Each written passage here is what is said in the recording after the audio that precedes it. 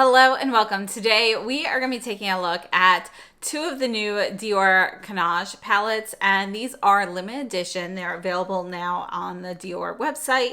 And let's go ahead and get started. We're going to start off with the arm swatches. So I picked up two of them. I have 557 brown cashmere, and each of these palettes does come with a little plastic tray with two single-ended utensils. So we have a little mini brush and a foam tip applicator. So those will be included with the palette. And this is what the outside packaging looks like. So you can see that we have kind of this textured matte surface. So this is not smooth, it is textured. And you can see, obviously, it's not going to be flat either. And we do have the typical click closure here. This is going to be a plastic palette. It is not refillable. Now, as we're starting off with this palette here, our first shade you can see is going to be a golden peach satin. And then the next shade, so that one feels pretty creamy. This next shade is going to be more firm in the pan. It is going to be a shimmer. You can see it's a golden shimmer. So this one here has a stiffer, drier formula. The shade here in the middle, this ivory, this is going to be white. There's a little bit of a golden hue to it, but it's not a white gold. You can see a little bit of a glint. And this is going to be the creamiest shade in this particular palette. It's more of a gel powder texture to it. Next, we have a matte. And this is going to be a warm khaki brown. Think of like that camel brown khaki color. And you can see we definitely have some warmth to it. You can see there's a bit of a golden hue in all of these shades. This is a buttery matte as well as this last shade. And this is going to be a deep brown. You can see this is more of a cocoa brown, and this is the coolest shade in the palette here. You might think the white looks a little bit cooler, but when the light hits in, you get more of that golden glint. It actually is warmer than this brown, which is going to be a little bit cooler in tone, more of a cocoa brown. Now, the other palette I picked up is 647 Silk Taupe. And I love taupe shadow, so super excited for this one. This first shade here is going to be a soft taupe, and it's a buttery matte. You can see this is very light. It's got a little bit of that, it's that perfect taupe, that mashup of gray and brown. It's slightly cool in tone, and it's one of those great shades to just kind of camouflage your lids. Our next shade here is going to be a shimmer, and just like in the previous palette, this second shade here is going to be a bit firmer in the pan.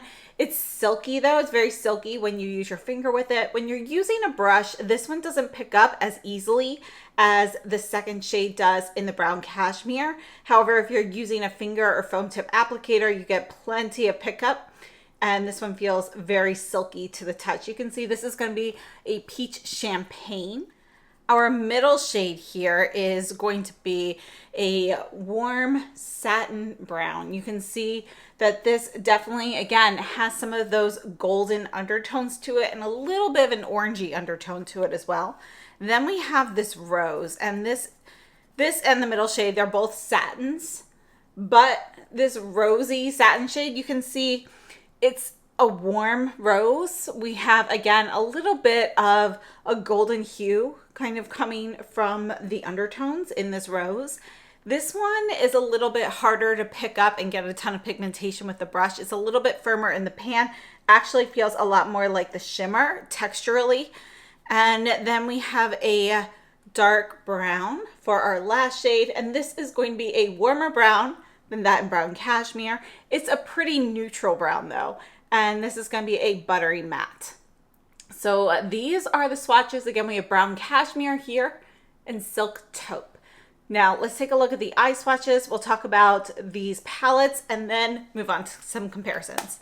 So as we're looking at these eye swatches here, for all of the eye swatches, I am using the Sonia G Soft Shader eyeshadow brush. Now, these two palettes are part of the Dior Cannage collection, but also included in the collection is a new Dior Show Over Volume Mascara, which retails for $33 US, as well as new liquid eyeliners, which retail for $35 US. And I decided to pass on those. Those are not limited edition. Now, these 4 eyeshadow palettes in this collection are all limited edition. I picked up 2 of the 4. They retail for $71 US each. So it's a pretty hefty price tag for these palettes. So are they really worth it? That's going to be up to you. But let's go ahead and take a deeper look at these. So each of these palettes has 7 grams of product. They are made in France, and just like all Dior eyeshadows, we do have a 6-month shelf life. Now, according to Dior, these palettes feature an intense, long-wearing makeup result in an ultra creamy and comfortable texture. We have 4 limited edition harmonies. The palette features a case adorned with a Cannage motif in a subtle nod to the legendary Lady Dior bag. It reveals 4 nude ranges with spectacular finishes, ideal for sculpting the eye contour and subtly intensifying your look. Each palette is going to contain 3 different finishes. We have matte, satin, and pearly finishes. Now, formula-wise, this is the same formula that we see in the permanent Dior eyeshadow palettes. I do think sometimes, depending on the pigments used and the shades, they can be hit or miss. Some of them can be a bit dry. Now, as for these particular palettes, you know, being brand new, they all feel nice. They feel creamy and buttery, but I do think that there are a couple shades that feel a little bit firmer and could potentially, I'm not sure if they will, but they could potentially end up with hard pan with heavier use. And that would be in the 2 shimmer shades in the 2 palettes. So the second shade in both the brown cashmere and the silk taupe palette, as well as that rose satin shade in the silk taupe. So the bottom left, the 4th shade in the palette.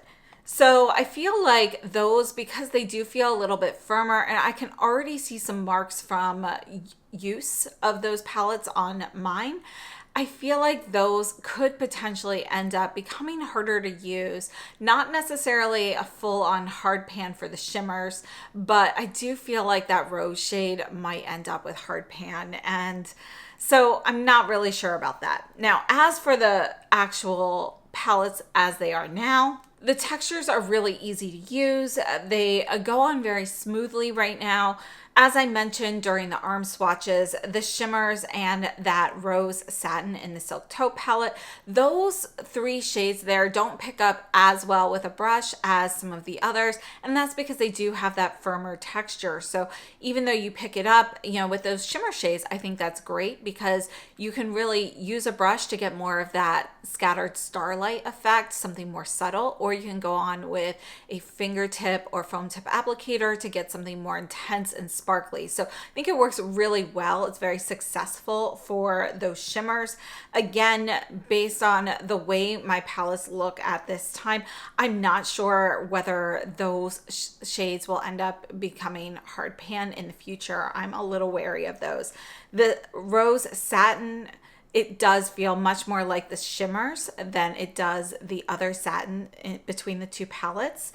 So I feel like that one, you know, putting that one on with a brush, and you can see that in the demos as well as the eye swatches, there just isn't quite as much coverage. This is actually a pigmented shadow, but you're not really going to see as much of that pigmentation with a brush. It really goes on much more sheerly with a brush application. My favorite shade for both of these palettes total would actually be the taupe shade, the very first shade in the silk taupe palette, because I think it's a really beautiful creamy matte formula that works great just as a base. And that's what I really love it for. I would love to see this one as a single because it's like the perfect base shade if you want to like set your eye primer or just kind of camouflage any color on your lids. So for my complexion, it's like the perfect shade for that. It's just a beautiful taupe. It's also great just for one of those like barely there makeup looks, or if you want to highlight a colorful eyeliner. So that would be my favorite shade between the 2 palettes. I have to say, sometimes the Dior mattes do not always perform up to my standards. Sometimes they're a little bit dry or they can look a little bit patchy. But all of the mattes between these two palettes are very creamy, buttery, easy to use. They go on beautifully. So I'm really impressed with the mattes in here. And as I mentioned, that taupe is my favorite. And then I really love the cocoa brown in the brown cashmere. So those are probably my two favorite shades between these two palettes. I have to say, there's really nothing special about these palettes. I do think the palettes are nice. They are great sets of neutrals. I personally love neutral palettes. You know, they're kind of like my go-to everyday kind of palette for the most part. And I think they fit those qualities very well, but we've seen them all before. So you might already have very similar shades in your collection. Now, between these two palettes, the brown cashmere is definitely going to be the warmer of the two. This is definitely going to be a warm brown palette with tones of gold, whereas the silk taupe is going to be a little bit, I wouldn't consider it a cool tone palette. I would consider it a neutral palette because we do have a few cooler tone shades such as that soft taupe, but we have some neutral shades like the brown in there. However, the other three shades do all lean a little bit warm. So none of the four palettes to me looked like they were especially cool tone. So if you're looking for something cool tone, I think the silk taupe is probably the closest. Overall, I think the palettes do have some really beautiful shades in them. They perform very well at the moment, but again, I am a little bit wary about the shimmer shades and the rose shade here in the silk taupe. Let's go ahead and take a look at some comparisons and see some similar shades that I already have. Now, I wanted to start off with one of the new Prada palettes. So this is number 7. This is one of the news that just came out, and it kind of reminded me a bit of the silk taupe. Now, I did feel like the silk taupe looked cooler in tone when I was looking at the promo photos online, but after seeing it in person, they look a lot more similar to me than I thought they would. But this here is the number 7 palette from Prada, and you can see it is going to be slightly warmer than the silk taupe. I have to say though, I think the Prada formulas are better than the Dior. They are creamier, you know, with my experience, they hold up better, you know, over many months. So I do feel like, you know, if you don't mind this being a little bit warmer, this is a better choice. And I do think that these are pretty close to each other. So, you know, if you already have the Prada, the silk taupe, in my opinion, is close enough. But let's take a look at some others. One of my favorite palettes of all time is the Dior Soft Cashmere. So this is 669. This is the older palette style. So this is from before the reformulation a few years ago. So this, we're going to go ahead and swatch this one right now. And I'm going to swatch this vertically down here because you're going to see how different this palette actually is from the brown cashmere, which I kind of felt like that was going to be a replacement for soft cashmere, even though they do have, you know, something in the permanent line as well. But you can see that the soft cashmere is significantly cooler in tone than both of these palettes, the new ones. And honestly, I still prefer the older formula to the newly reformulated ones with the cornflower extract because these are creamy and buttery and they stay that way. Whereas with the newer palettes from Dior, some of them, they can be hit or miss as to how they hold up over time. So this is the original soft cashmere from several years ago. And again, it's going to be pretty different color-wise from the new palettes. Again, we have brown cashmere and silk taupe. Let's take a look at some others. Now I want to take a look at the Givenchy 9.12 palette, which is one of my favorite neutral eyeshadow palettes. And we're just going to go ahead and we're going to swatch it right here. Then I do have more comparisons. So we're going to remove these other comparisons before after this one here. So this 9.12 palette from Givenchy, I really love it because not only do we have a mix of finishes, but we also have a mix of tones in here. So we have cool tones, we have warm tones, and we have neutral tones. And this palette, it kind of has everything that you could want. It does pretty much incorporate all of the shades that you see in these Dior palettes here. So you can see we've got some of the warmer tones. This shade here, it's kind of a cross between these two from the brown cashmere. We've got this peachy shade, which again is slightly pinker than this, but it's pretty similar to a mix of the rose with this. And again, we've got some of those deeper browns, and we have a variety of finishes. So again, I think this palette, the 9.12, really kind of encompasses all of the shades between brown cashmere and silk taupe. So I'm going to remove those, and then we're going to take a look at some YSL and Cle de Peau palettes. All right, so here's the brown cashmere from Dior, and this is YSL 800.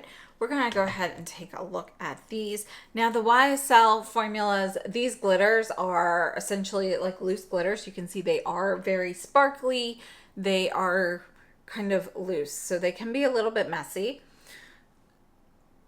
You can see that the formulas for these mattes and the satins here though are very buttery and smooth. Overall, this has more of a yellow gold to it. If you take a look at the more neutral shades here, I would have to say that if you take out this gold, the YSL is fairly neutral, whereas still the Dior is going to skew warm. So they have some similarities, but these are not exactly the same. They're not close enough, in my opinion. Now, number 710, this is brown cashmere. This is 710 from YSL, and this is the silk taupe. You can see that the 710 almost looks like it's kind of a cross between these two. So let's take a look at this. Now our shimmer shade here is going to be more of a warm copper. We do have this kind of warm matte brown, which is very similar. It's a little bit cooler, but it's very similar to the fourth shade in brown cashmere. We have a nice rich deep brown, which is going to be cooler in tone than either of the Dior palettes. And then we have a brown satin, which again is kind of similar to this one. It's a little bit cooler in tone, and this one has a little bit more gold in it, whereas the Dior is going to be a little bit more orangey. You can see that this shade here is slightly deeper and a little bit warmer than this shade in the silk taupe, which is our center shade. Now, the last YSL, this is 100, the Store Dolls, which is still my favorite of the YSL palettes. You can see we've got this shimmer here. It does have a little bit of a rosy hue to it. And then we have kind of this soft nude, and we have a deep brown, which is going to have a little bit more of a cooler tone to it than either of the Dior, but it's not as cool as the 710.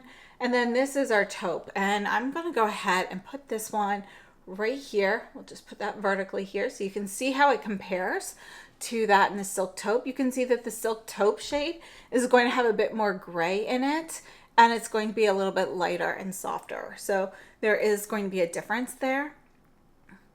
So those are the YSL palettes. Let's take a look at some Cle de Peau. All right, so this is Silk Taupe from Dior, and this is number 1, Sand Dune from Cle de Peau.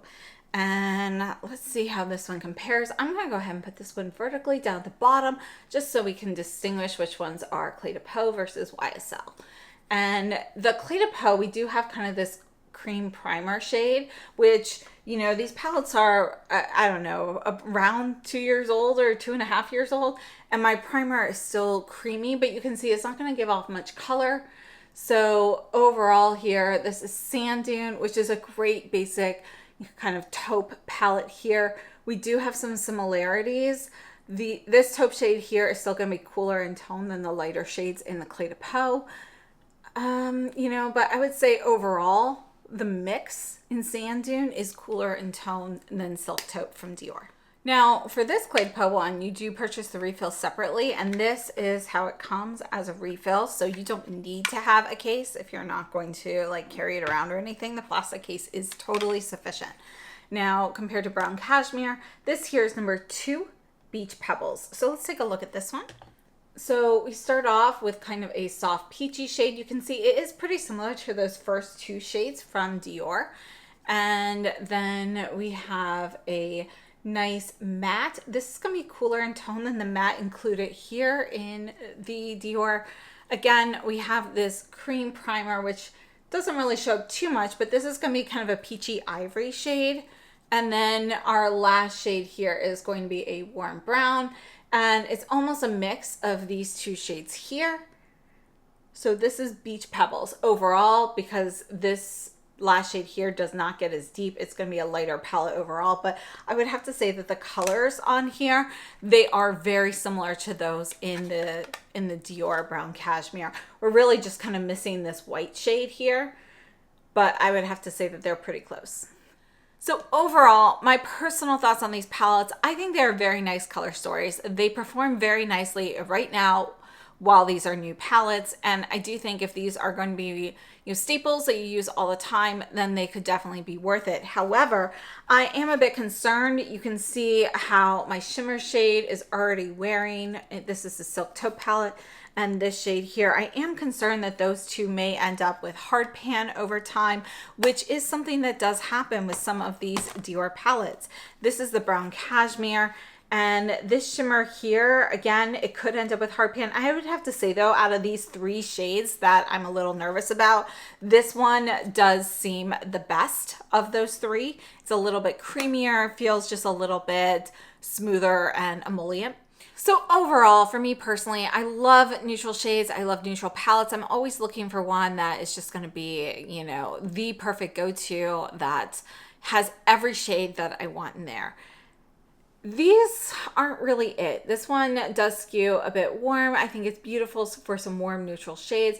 I would have to say formula-wise between the two palettes, I think this one is just slightly better, the Brown Cashmere, just because this shimmer shade here, which is the second shade, I feel like it's a little bit more emollient and it feels like it's going to hold up a bit better than the shimmer shade and the satin in the Silk Taupe.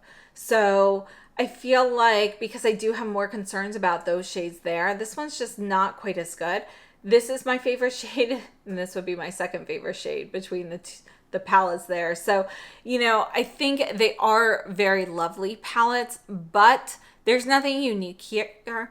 And honestly, I mean, looking at neutral palettes, you're kind of going to expect that going into it. But I feel like for $71 US, I shouldn't really have any concerns or worries about how the formula is going to perform in a couple months from now.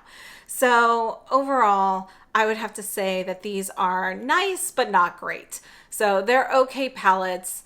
And if it's something that you're going to use all the time, then I think it's worth it. But if it's something that you're only going to use periodically and it's just going to kind of sit there more often than not, these are not worth it in my opinion. And so I feel like we looked at some really great alternatives like the Givenchy 9.12 palette, some Cle de Peau and YSL palettes and so forth.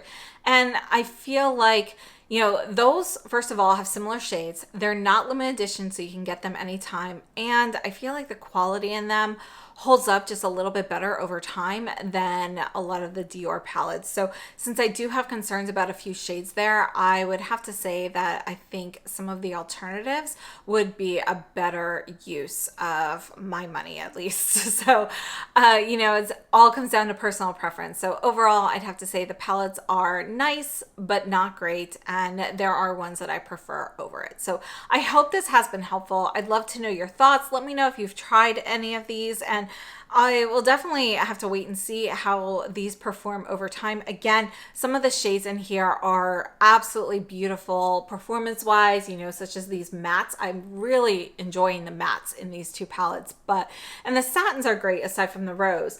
However, I do have a few concerns, so we'll see how those perform over time. So thank you so much for tuning in. I hope this has been helpful, and I will see you very soon. Have a great day.